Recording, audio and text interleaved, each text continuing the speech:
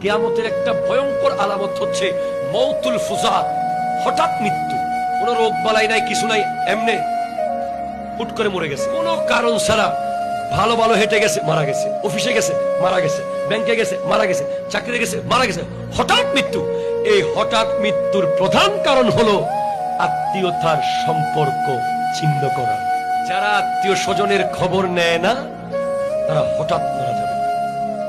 আর আপনি যদি প্রস্তুতি নিয়ে মরতে চান, যে আপনি বলে যাবেন, কালিমা পড়ে যাবেন, সবকিছু জানিয়ে দিয়ে যাবেন, আমার এটা তুই করে রাখিস, ওইটা তোরা দেখে রাখিস, এটা ওখানে এটা আছে, ওটা ওখানে ওটা আছে, এভাবে যদি বলে যেতে চান, তাড়াতাড়ি আত্মীয় স্বজনের বাড়িতে যান।